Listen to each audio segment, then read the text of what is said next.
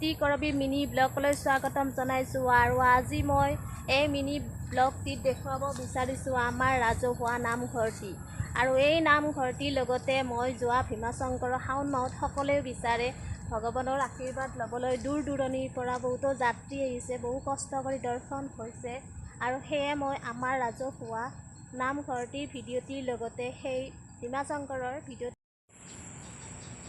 এইটো হৈছে আমাৰ ৰাজহুৱা নামঘৰ আৰু এই নামঘৰটোৰ পাছফালে এটা ডাঙৰকৈ নতুন কোম্পানী বহাইছে। এইটো হৈছে ব্ৰিটেনিয়া কোম্পানী আৰু এই ব্ৰিটেনিয়া কোম্পানীটোৱে আমাৰ ৰাজহুৱা বিলখনৰ ওচৰতে বহাইছে আৰু এই বিলখনত আমি সৰুৰে পৰা জাকৈ বাই বহুতো মাছ মাৰিছিলোঁ আৰু বহুত দূৰৰ পৰা মানুহে মাছ মাৰিবলৈ আহিছিল, কিন্তু এতিয়া সেই আগৰ দৰে মাছ নাই। সেয়ে বিলখন দেখি আজি মনত পৰিছে যে সৰুকালত আমি জাকৈ বাব আহিছিলোঁ, বহু বেছি ভাল লাগিছিল। বহুত ছোৱালী আমি এনেকৈ ছোৱালী তিৰোতাই লগ লাগি মাছ মাৰিছিলোঁ এই বিলখনতে। আজি মই সেয়ে অকণমান ভিডিঅ' দিব বিচাৰিছোঁ, যিহেতু আজি মই নামঘৰৰ ওচৰতে আছোঁ সেয়ে দেখুৱাইছোঁ।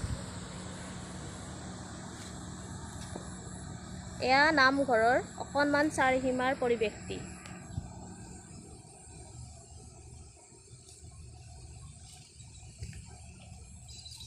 আৰু এইটো হৈছে দৌল উৎসৱ, দৌল মন্দিৰ। মই কিন্তু কোনোদিনো আহি পোৱা নাই দৌল উৎসৱৰ দিনাখন, কাৰণ মই হোলীৰ ফাকুৱা উৎসৱটো বহুতে বেছি বেয়া পাওঁ বাবে অহা নাছিলোঁ।